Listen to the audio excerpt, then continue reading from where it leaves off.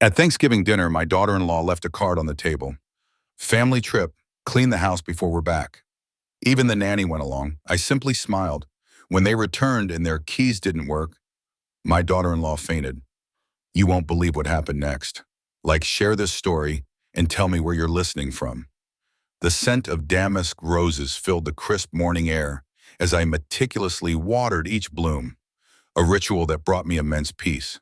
At 68, my hands might have been a little less steady than they once were, but my love for my garden remained as vibrant as the crimson petals I nurtured. The quiet hum of my well-ordered life was abruptly shattered by the insistent ring of my phone. It was Leo. My son's voice, usually a cheerful baritone, was strained and tight, laced with an unfamiliar tremor. "Mom," he gasped, his voice barely above a whisper. I need to see you. Something's terribly wrong." My heart, which had just moments before been serenely appreciating the beauty of nature, plummeted. A mother's instinct, sharp and unforgiving, immediately told me this was not a minor inconvenience. This was serious. I told him to come over immediately, the roses forgotten, my mind racing through a million worst-case scenarios. Within the hour, a car I didn't recognize pulled into my driveway. It was sleek, expensive, and utterly out of place amongst my familiar, well-loved vehicles. Leo emerged, looking like a man who hadn't slept in days. His usually neatly styled hair was a mess, his shirt wrinkled, and his eyes, when they met mine, were red-rimmed and bloodshot. Behind him, Serafina, his wife, glided from the passenger side. She was impeccably dressed, her blonde hair perfectly coiffed, her smile a honey-sweet mask that didn't quite reach her eyes. She greeted me with a polite, almost overly affectionate hug, but as she stepped back, I felt a flicker of something unsettling behind her gaze, a keen, assessing glint that made my internal alarm bells quietly chime. I pushed the feeling down. My son was clearly in distress. We settled in the living room, the silence heavy with unspoken dread. Leo, unable to meet my gaze, finally broke down. He ran a trembling hand through his hair, tears streaking his face. "Mom, I messed up. I messed up badly." He confessed to a series of disastrous investments, chasing quick returns that had evaporated into thin air. The stock market, he explained, had taken a brutal turn, and he'd lost everything. Their house, the beautiful home where my grandchildren, Lily and Noah, had spent their entire lives, was in foreclosure. He couldn't even finish the sentence, his voice catching in his throat. Serafina, though, picked up the narrative with chilling composure. Her voice, still sweet, was devoid of the raw emotion that racked her husband. "We need exactly $170,000, Eleanor, to stop the foreclosure and cover the most immediate debts." She spoke with a dispassionate precision that made my blood run cold. $170,000. The number hung in the air, a cruel echo of my life's careful savings, accumulated from decades of frugal living and a modest pension. It was almost to the penny. A knot tightened in my stomach. Leo looked up, his face a landscape of despair. "Mom, please. Lily and Noah, they could end up in a shelter." The thought of my precious grandchildren, so young and innocent, being thrust into such a terrifying situation, was unbearable. He knew how to hit me where it hurt most. My heart ached for him, for their family, for the innocence that was about to be shattered. Serafina, sensing my wavering, stepped in again, her hand resting lightly on Leo's arm. "Family helps family, Eleanor," she said, her tone gentle, almost conspiratorial, as if we were allies in this crisis. The phrase, meant to be comforting, grated on me. It sounded less like an appeal and more like a subtle command, a statement of obligation.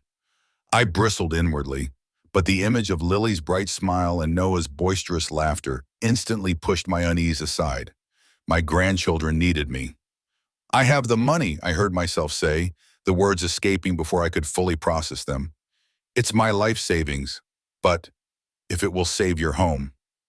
I paused, then a new thought struck me, one born of desperation and boundless love.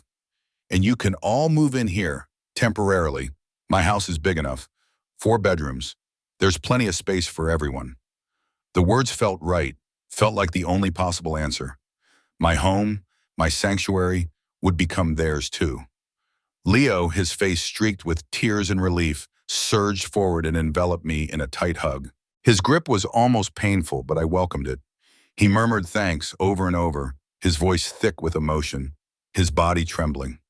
He buried his face in my shoulder. The weight of his despair momentarily lifted. Over his shoulder, however, my gaze met Serafina's. For a fleeting second, the honey-sweet mask slipped.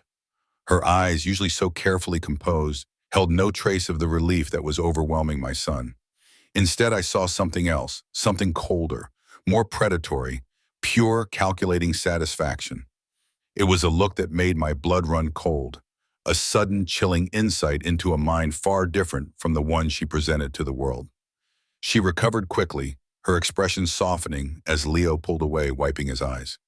"We need to act fast, Eleanor," she said, her voice regaining its urgency, almost as if to cut off any further effusive thanks from Leo. "The foreclosure proceedings are already well underway. Every moment counts." I tried to shake off the unsettling feeling. It was just stress, I told myself, the immense pressure of their situation manifesting in my own anxieties. Serafina was under immense strain. Of course she looked intense. I was being foolish. Pushing down the lingering unease, I focused on the immediate task at hand, saving my son and his family. The bank smelled of old money and polished wood, a scent that usually brought me a sense of quiet security. Today, it felt oppressive. Ms. Davies, my bank manager for over 20 years, sat across from me, her brow furrowed with genuine concern. "Eleanor, are you absolutely sure about this?" she asked, her voice hushed. $170,000 is, well, it's all of your liquid assets, your entire savings." I nodded, my resolve unwavering despite the sudden coldness in my stomach. "My son Leo needs it, Miss Davies. His family is facing foreclosure. My grandchildren, Lily and Noah, have nowhere else to go." I didn't elaborate on Serafina's calculated sum, nor on my son's panicked plea. Ms. Davies, a mother herself, simply sighed, her gaze softening. She understood the fierce, unwavering love that propelled a parent to such lengths. With a heavy heart, she processed the transaction, and I watched, numb, as the digital numbers on the screen dwindled to almost nothing. My safety net, my carefully constructed future, dissolved in moments. Later that week, I found myself in Mr. Bennett's office. My lawyer, a kind, meticulous man who had handled my affairs since Arthur's passing, was equally concerned. He pushed his spectacles up his nose, his gaze piercing. "Eleanor, I strongly advise against transferring the entire ownership of your home directly to Leo and Serafina. We can set up protective arrangements, a life estate perhaps, or a trust, that ensures you retain certain rights and security." He elaborated on various legal safeguards, his voice calm and rational, designed to protect an elderly woman who was, in his professional opinion, being overly generous. But I wasn't listening to the finer points of legal protection. My mind was fixated on the image of Lily and Noah, their bright eyes wide with fear, displaced from their home. "Mr. Bennett," I insisted, my voice firm, "my son and my grandchildren need stability. They need a real home, not some temporary arrangement. I want them to feel secure, truly secure. This is the only way." My conviction was absolute. I wanted to give them everything, without reservation, without strings. Leo, who had accompanied me to the lawyer's office along with Serafina, shifted uncomfortably in his chair throughout Mr. Bennett's explanation. He avoided eye contact, his gaze fixed on some point on the wall just beyond my shoulder. He seemed to shrink under the weight of his own discomfort, a stark contrast to his wife. Serafina, on the other hand, was a picture of grace and charm. She smiled warmly at Mr. Bennett, her voice melodious as she chimed in, "We truly appreciate Eleanor's generosity, Mr. Bennett. We just want this to be a loving family home, where everyone feels safe and cared for. There's no need for complicated arrangements. We're a family." She even offered him a plate of cookies she'd supposedly baked herself, a gesture that seemed so saccharine it made my teeth ache. Mr. Bennett, though, seemed to relax slightly under her charming demeanor, perhaps attributing my own slight tension to the stress of the situation. Mr. Bennett excused himself briefly to make a phone call, leaving the three of us alone in his ornate office. The air, which had been thick with legal jargon, suddenly felt light, almost too light. As I reached for my teacup, I heard Serafina's voice, a low, urgent whisper that sliced through the quiet. "The sooner we get this done, the better, Leo," she murmured, her hand subtly resting on his arm, "before she changes her mind." My teacup clattered softly against the saucer. The words hit me with the force of a physical blow. Before I could process the sudden chill that spread through my veins, Serafina looked up, her expression instantly shifting back to her practiced, honeyed smile. She caught my gaze and her eyes widened in feigned innocence. "Oh, Eleanor, I was just saying how grateful we are. We're so excited to get everything finalized and start this new chapter." She laughed, a light, airy laugh that sounded hollow to my ears. I forced a smile back, a brittle mask to hide the fresh wave of unease that washed over me. "Of course," I managed, the word feeling like ash in my mouth. The day everything was finalized was a blur of signatures and legal documents. It felt less like a celebration and more like a surrender. As we stood outside the lawyer's office, Leo enveloped me in another tight hug. "Mom," he whispered, his voice choked with emotion. "Thank you. We'll make this work. I promise we'll take care of you." His sincerity was palpable, his relief a heavy presence in the cool autumn air. Serafina stepped forward, her smile radiating pure enthusiasm. "Absolutely, Eleanor. We're family now, all under one roof. It'll be perfect, just perfect." She beamed, her eyes shining with an almost unsettling brightness. I watched them drive away in their sleek, expensive car, my own car keys now in Leo's pocket, the official deed to my home nestled in a folder on Serafina's lap. I stood in the doorway of what was, by all legal accounts, no longer my house. The autumn breeze, usually so invigorating, now felt cold and empty. A strange hollowness settled in my chest, a quiet dread that whispered of unspoken things. That night I sat in Arthur's old armchair, the familiar scent of pipe tobacco and old books clinging to the worn velvet. Memories of our life together filled the room, each framed photograph, each trinket a silent testament to a love that had built this home. I tried to rationalize my unease, to tell myself it was just the stress of a major life change, the natural apprehension that comes with such a significant decision. But I couldn't shake the image of Serafina's satisfied smile, the cold calculation in her eyes, and that whispered phrase, "before she changes her mind." It clung to me, a persistent, chilling whisperer in the quiet of my once secure home. 3 weeks. That's how long it took for my entire world to unravel. For 3 weeks, my four-bedroom colonial had been filled with the joyous chaos of family. Lily's laughter echoing from the garden, Noah's excited shouts as he played with his toys, the comforting scent of Serafina's elaborate dinners, and Leo's gentle presence. It had been on the surface everything I had envisioned. A bustling home, a haven for my loved ones. But one crisp Friday morning, I woke to an eerie silence, the kind of silence that screams louder than any noise. My internal clock, finely tuned to the rhythms of a household with two young children, immediately sensed something was wrong. There was no clatter of breakfast dishes, no cartoon theme song drifting from the living room, no tiny footsteps thudding down the hallway. It was too quiet. Unnaturally, disturbingly quiet. I padded downstairs, my heart beginning to thump a frantic rhythm against my ribs. "Leo," I called out, my voice thin and reedy in the suddenly vast space. "Serafina, kids?" My voice echoed, mocking me, bouncing off the silent walls of my own home. My bare feet felt cold against the polished hardwood. The living room was disturbingly tidy. Too tidy. The stack of children's books that usually lay scattered on the coffee table was gone.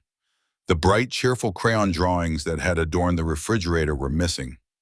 The space where the framed family photos, my son, my grandchildren, Serafina, had proudly stood on the mantelpiece was now conspicuously bare, leaving faint dust outlines.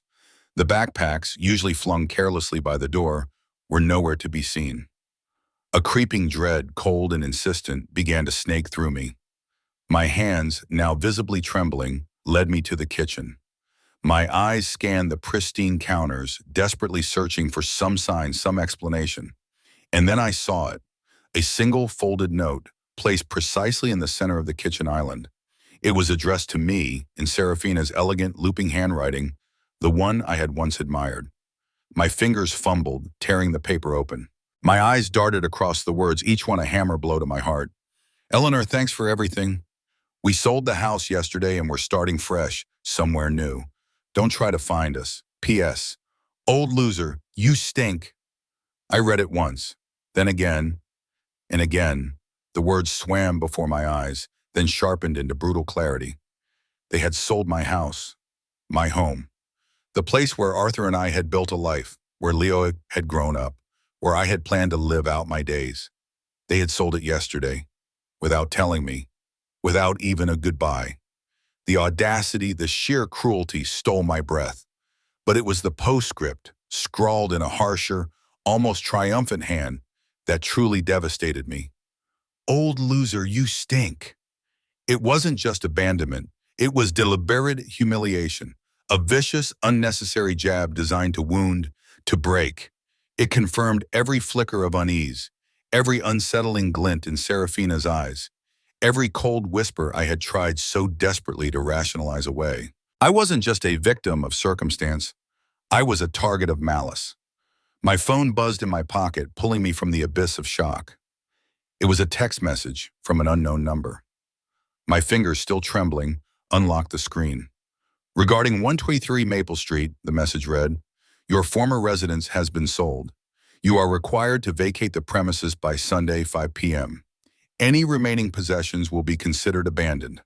A new owner will be taking possession. Today was Friday. Sunday was in less than 3 days. My mind reeled. I had no money. They had taken it all, drained my accounts to save a house they never intended to keep. I had no home. My house was gone, legally signed over, sold out from under me. I had nowhere to go, and less than 72 hours to figure out how to survive. Panic, cold, and suffocating seized me. I immediately tried calling Leo. Disconnected. I tried Serafina. Disconnected. I frantically searched for their social media accounts. The digital footprints of their lives, gone. Vanished. It was as if they had never existed, wiped clean from the face of the earth, taking my life savings in my home with them. I sank onto one of the kitchen chairs, clutching the hateful note in my hand. The weight of the deception, the magnitude of the betrayal was too immense to comprehend. The silence of the empty house pressed in on me, a suffocating blanket. Hours passed. The morning light faded, replaced by the somber gray of afternoon. I sat there, a woman stripped bare of everything she owned, everything she thought she knew, unable to move, unable to cry, simply clutching the evidence of my son's ultimate betrayal and his wife's chilling malevolence.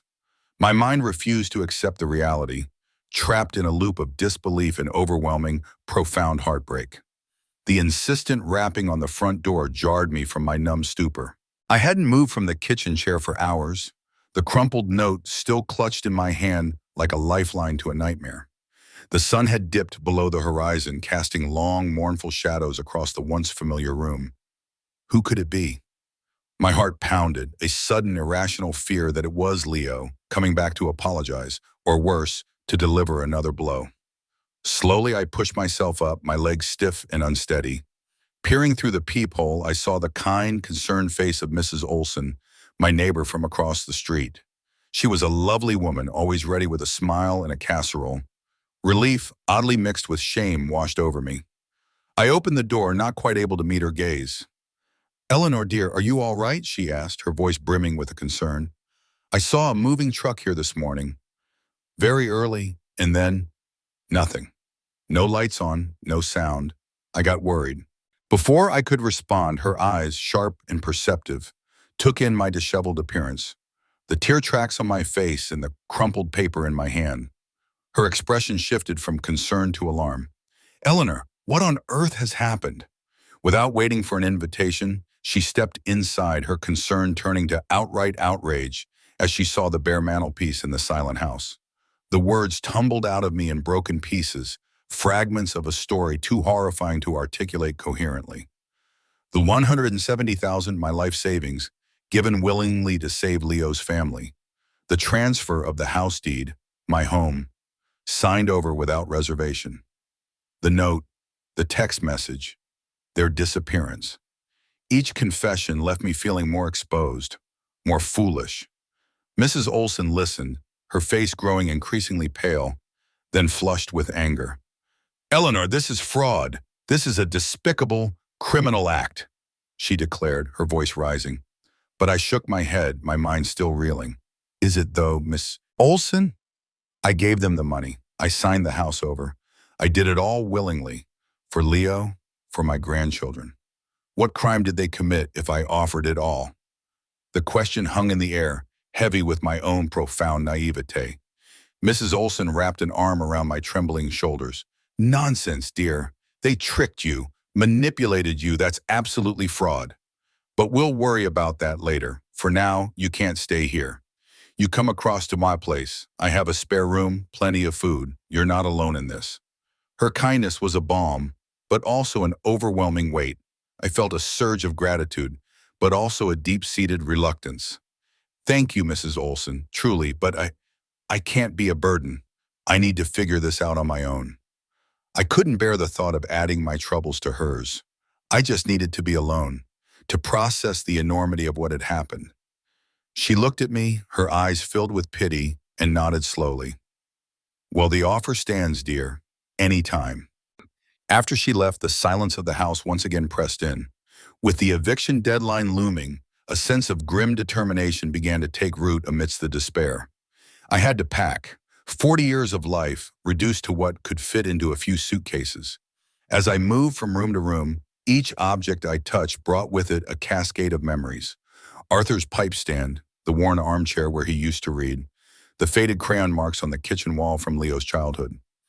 Each item was a silent witness to a life that had been systematically dismantled.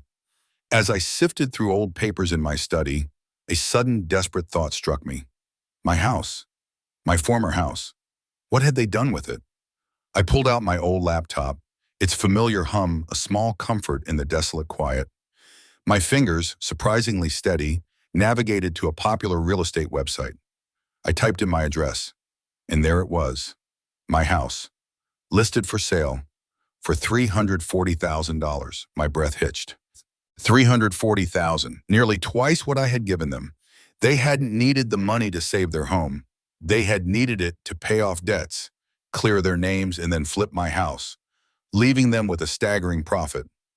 They had walked away with a fortune, built on my shattered trust and generosity. The true extent of their betrayal hit me then, a sickening punch to the gut. They weren't just saving themselves, they were enriching themselves at my expense. But then, as I scrolled down, something else caught my eye, a detail buried deep in the property disclosure section. Ongoing structural assessments and potential foundation issues, it read almost as an afterthought. My heart lurched. A cold dread, far deeper than the despair I had felt before, began to spread through my chest. I remembered. 15 years ago, Arthur and I had discovered those issues.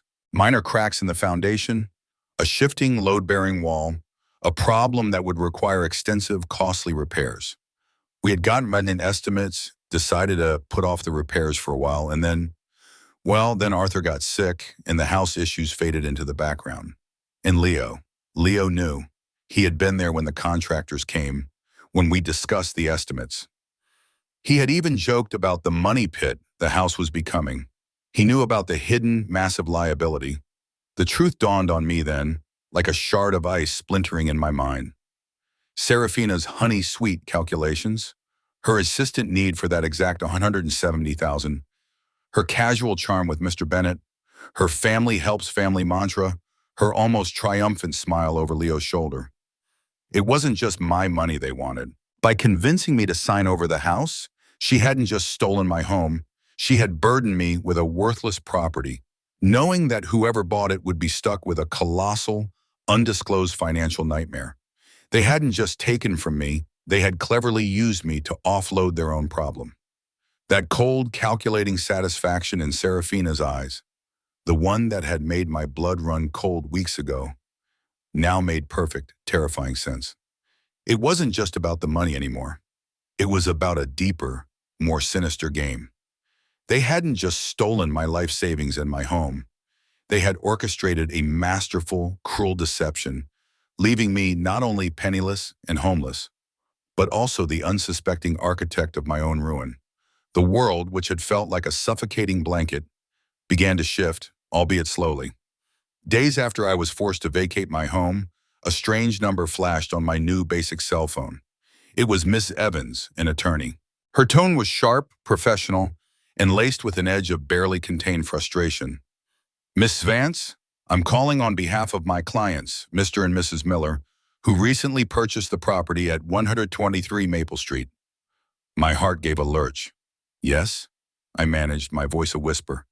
"It has come to our attention," Miss Evans continued, her voice growing colder, "that there are significant structural issues with the property that were not properly disclosed during the sale. We're talking about extensive foundation problems, potential load-bearing wall damage, hundreds of thousands of dollars in repairs." A cold, grim satisfaction, entirely new to me, began to spread through my veins. "Oh," I replied, feigning an innocence that was no longer entirely false. "Yes, oh," she snapped, clearly annoyed by my lack of surprise. "My clients are exploring all legal avenues, including filing for property fraud. We need to contact Leo and Serafina Vance immediately. They've seemingly vanished. Do you have any current contact information for them?" I looked down at Serafina's hateful note, still tucked into the pocket of my worn cardigan.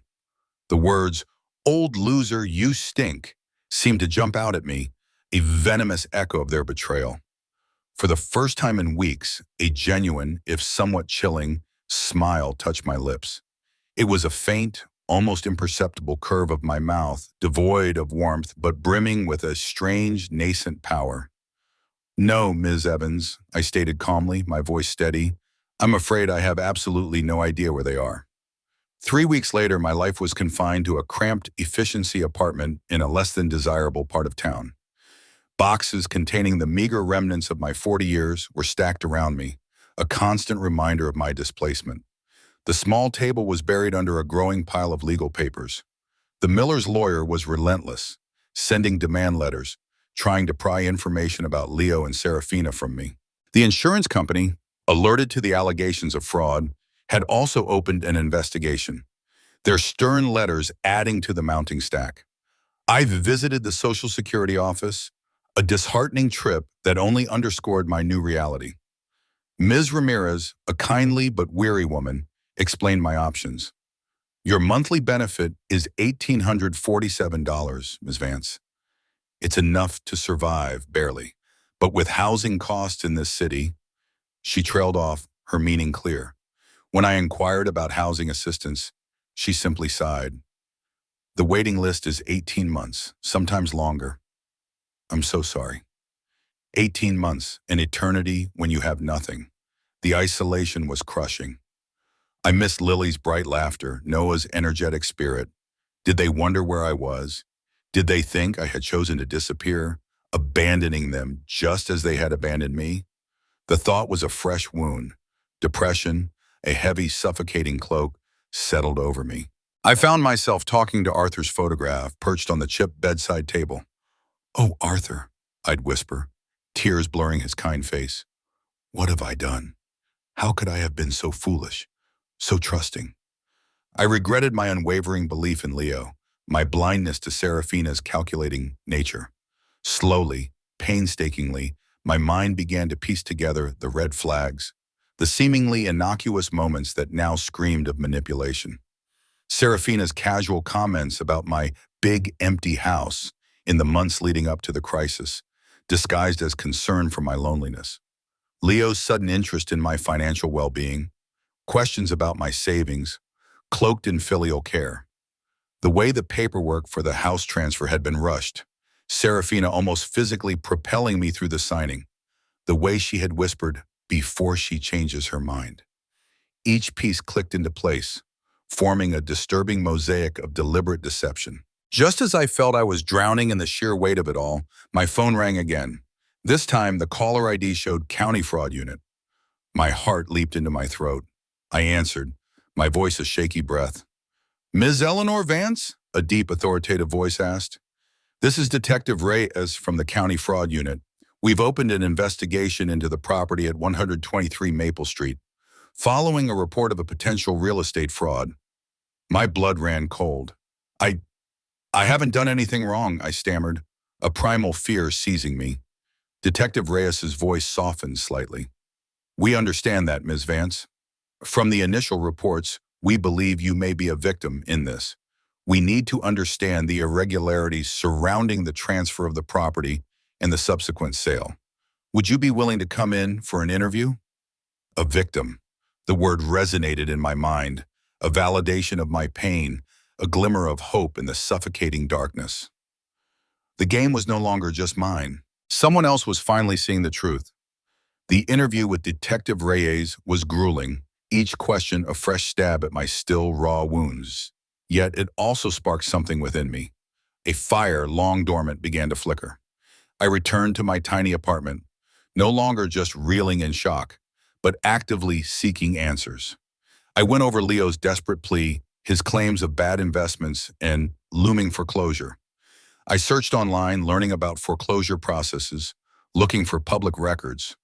There were no official foreclosure papers filed under their names, no records of any lawyer representing them in such proceedings. The narrative he'd spun, so convincing at the time, now unraveled into a flimsy fiction. It hit me then, with chilling clarity, the entire crisis might have been a lie, a manufactured drama, meticulously orchestrated to manipulate me, to extract my life savings and my home. The pain of the betrayal deepened, morphing into a cold, hard resolve. A few days later, Detective Reyes called again. His voice held a new note of grim satisfaction. Ms. Vance, we have some news. We've located Leo and Serafina.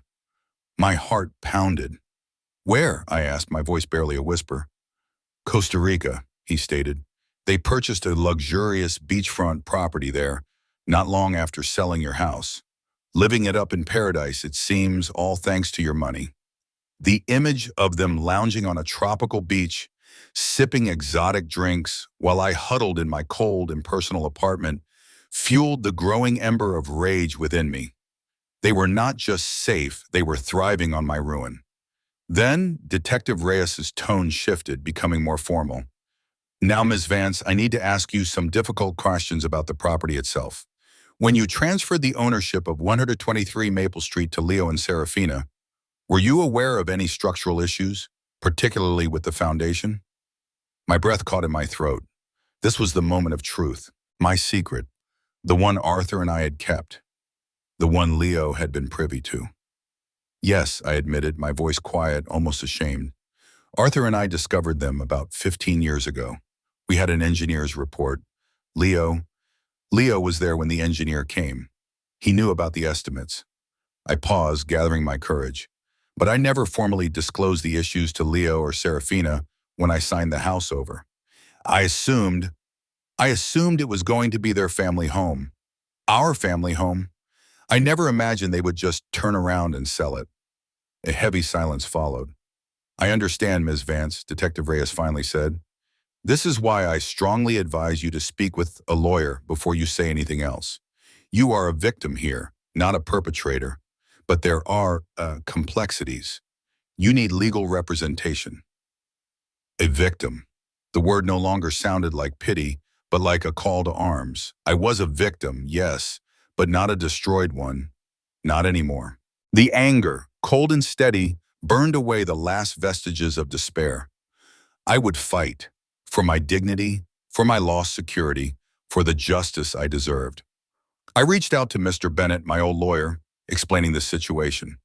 He was appalled and immediately recommended a colleague specializing in elder fraud and real estate law, a sharp young woman named Ms. Albright. She agreed to take my case pro bono, sensing not just a legal battle but a story of profound injustice. Ms. Albright, a woman with a keen mind and an even keener gaze, met me in her office. She laid out the grim reality, but also a path forward. Eleanor, what Leo and Serafina did is a textbook case of property fraud, elder abuse, and concealment of defects. We can also build a case for money laundering, given the Costa Rica situation. She explained the potential charges, her voice steady and reassuring. The Miller's Insurance Company has concluded that you were an unwitting participant in the fraud, meaning you weren't intentionally complicit in concealing the defects. They're actually very sympathetic to your situation. My heart, which had been battered and bruised, felt a tiny flicker of hope. I wasn't alone. I wasn't going to be blamed for their crimes. Then Ms. Albright leaned forward, a triumphant glint in her eyes.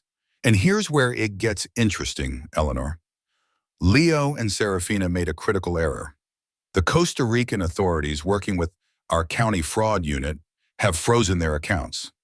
My jaw dropped. Frozen? Why? Because, Ms. Albright replied, a slow, satisfied smile spreading across her face. It turns out they tried to pull the exact same stunt in Costa Rica. They purchased that beachfront property without properly disclosing the source of their funds, your money. And more importantly, they tried to quickly flip that property, but not before the buyers discovered their own set of undisclosed foundation problems. It seems the apple doesn't fall far from the tree, and the truth has a way of following people, especially when it involves property fraud. A wave of dizzying relief, mixed with a potent sense of poetic justice, washed over me. They had used my deception against me, but their own pattern of deceit had now snared them. They were caught in their own web, their paradise dream crumbling around them, just as they had crumbled mine. The game was truly on. The image flashed across Ms. Albright's laptop screen, a grainy photograph from a Costa Rican news outlet. American couple detained in property fraud investigation. The headline screamed in Spanish. Beneath it, a familiar, horrifying sight. Leo and Serafina, in handcuffs, looking utterly bewildered and enraged, being led away by stern-faced police officers. A cold, hard knot of satisfaction tightened in my chest. It wasn't triumph, not yet, but a grim, quiet acknowledgement that justice, however slow, was beginning its work. They're facing serious charges there, Ms. Albright explained, her voice crisp, but that's not the only development. The foundation issues with your former house, the one the Millers bought, they're far, far worse than initially estimated. The engineers now say it will cost over $400,000 to fix. The house is effectively uninhabitable. $400,000. My mind reeled. That was more than the entire value of the property. How could it have gotten so bad? I whispered, remembering the minor cracks from 15 years ago. That's the shocking part, Miss Albright continued, her brow furrowed. The deterioration accelerated significantly in the last 5 years, meaning for at least the past 5 years, Leo and Serafina were living in a house that was quite literally falling down around them. And they knew it. They were fully aware of the extent of the damage. My son, living in a dangerous house with his children, knowing it was unsound. The pieces of the puzzle were falling into place, but each fit brought a fresh wave of nausea. And there's more, Ms. Albright added, tapping her pen against a folder. Detective Reyes's team has delved deep into Leo's financial history. There's no record of the debts he claimed, no evidence of any impending foreclosure. In fact, he was financially stable. Not wealthy, but certainly not on the verge of losing his home. It was all a complete fabrication. None of it was real, I whispered, the words barely audible. The foreclosure, the desperate plea, the tears, all a performance. The betrayal, already a gaping wound, twisted deeper, more intricately cruel than I had ever imagined. It wasn't just about money, it was about destroying me, systematically and deliberately. Exactly, Ms. Albright confirmed. Our working theory, backed by their social media history and previous conversations with friends, is that Leo and Serafina had been planning to leave the country for some time. They saw your house and your savings as easy funding for their new life. A clean slate, literally built on your generosity and trust. She then slid a document across the table. They've offered a settlement to avoid prosecution in Costa Rica.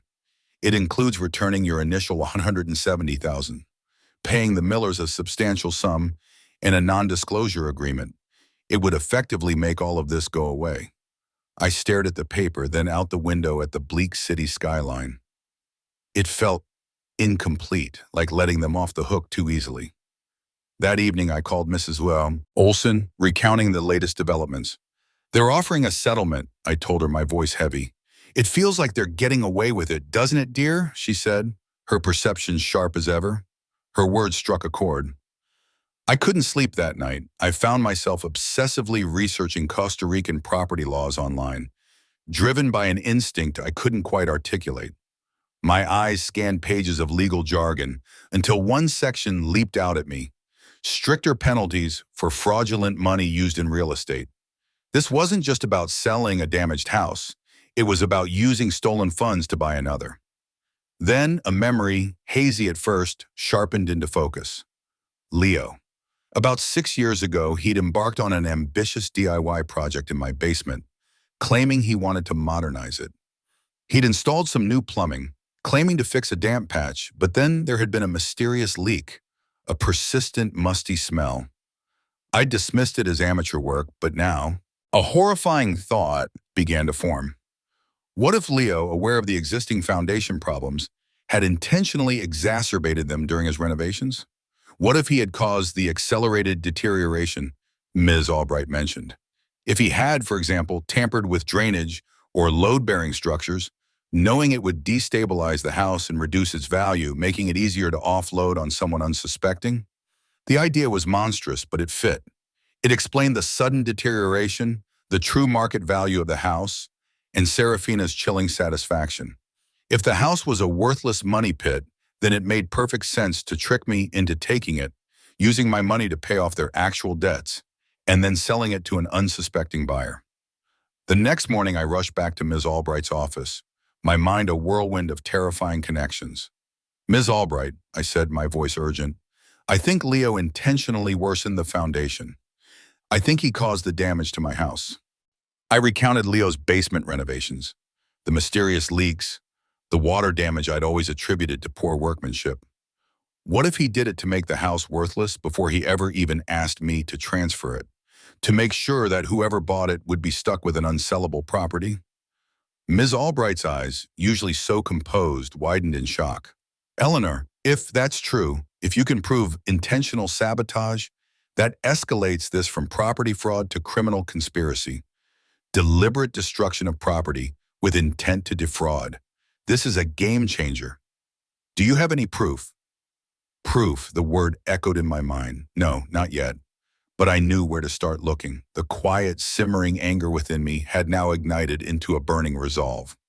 This wasn't just about retrieving what I had lost. It was about exposing the full, chilling extent of their depravity. The puzzle pieces, once scattered and confusing, were now slotting into place with terrifying precision. Albright's question, "Do you have any proof?" had lingered in my mind. I racked my brain, sifting through years of memories, details I'd long since forgotten or dismissed as minor annoyances. And then, a flicker. "The water damage," I said to Miss Albright, my voice hushed. "Years ago, after Leo did his renovations in the basement, there was a bad leak. I remember paying a $5,000 deductible to Avalon Restoration Services for the repairs.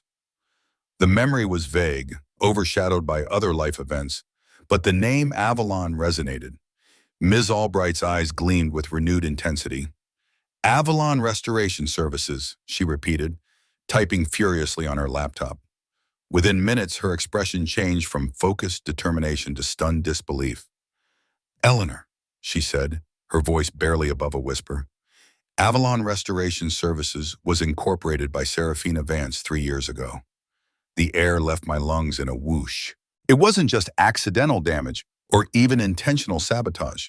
This was a long con, a carefully orchestrated scheme, years in the making. They had created fake emergencies, established phantom businesses to pocket insurance money, all while systematically destroying the value of my property, setting the stage for their grand exit. The depth of their deceit was staggering. We immediately scheduled a meeting with Detective Reyes.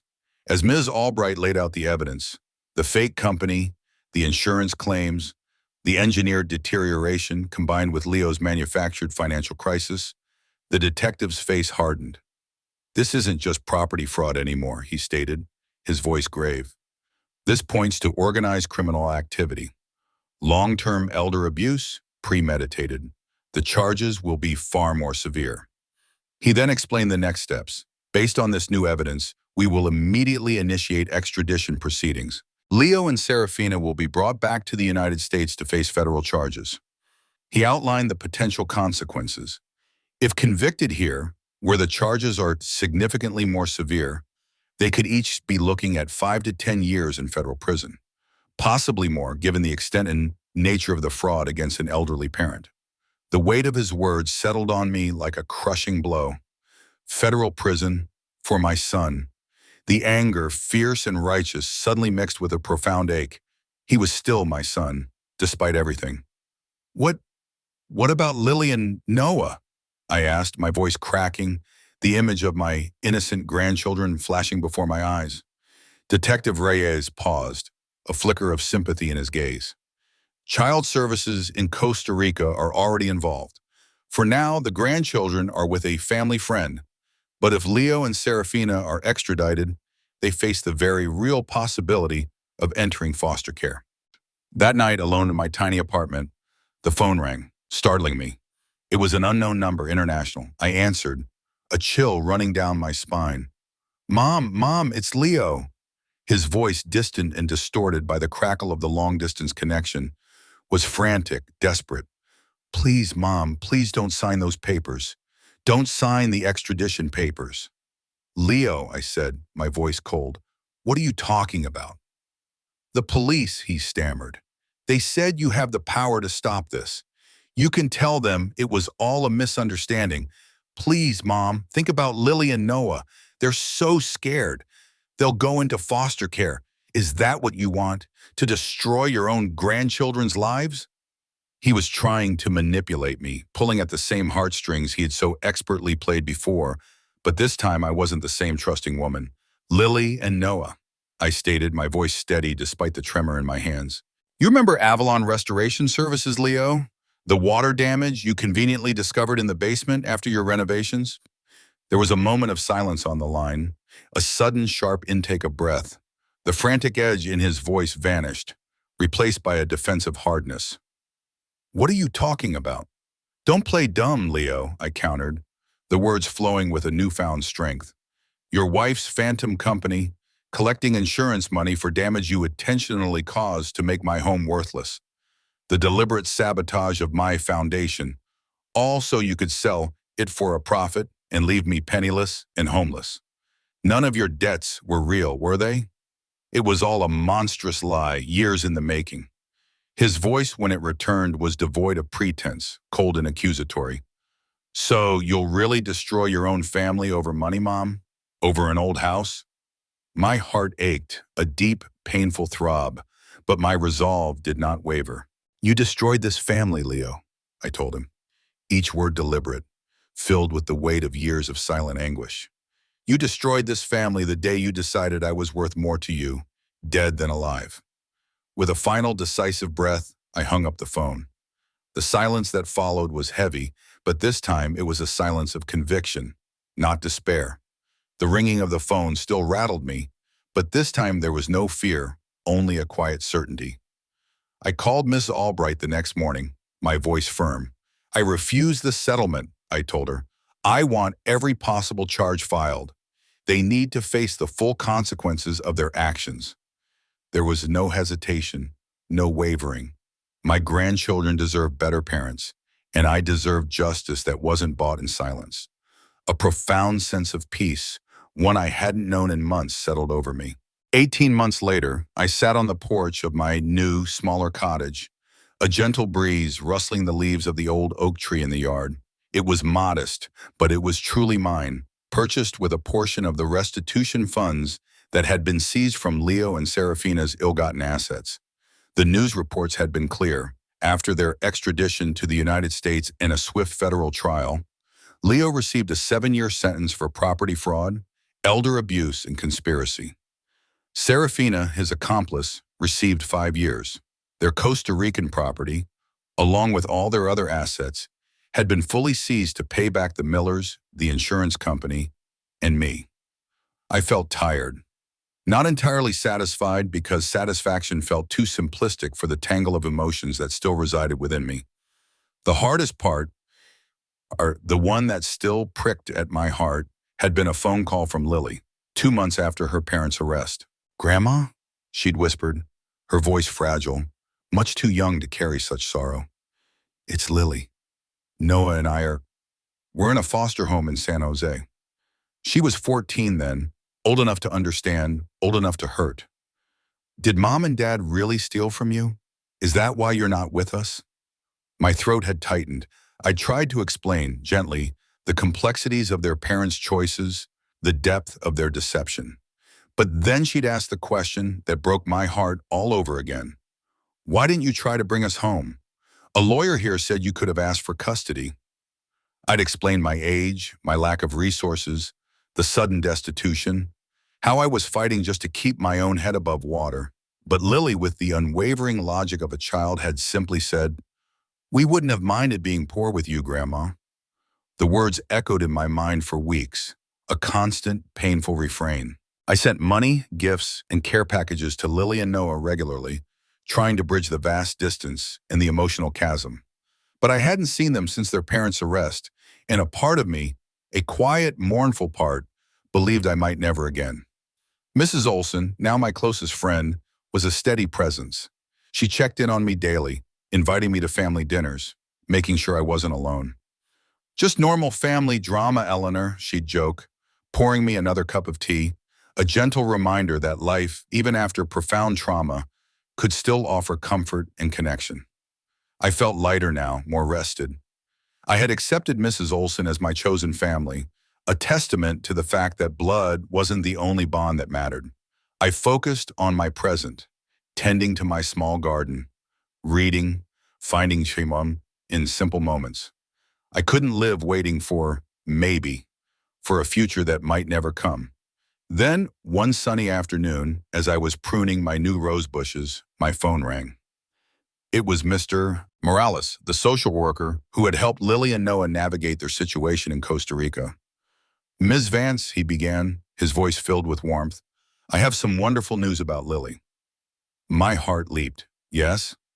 "Lily, she's graduating high school, valedictorian in fact, and she's been accepted to Georgetown University on a full scholarship."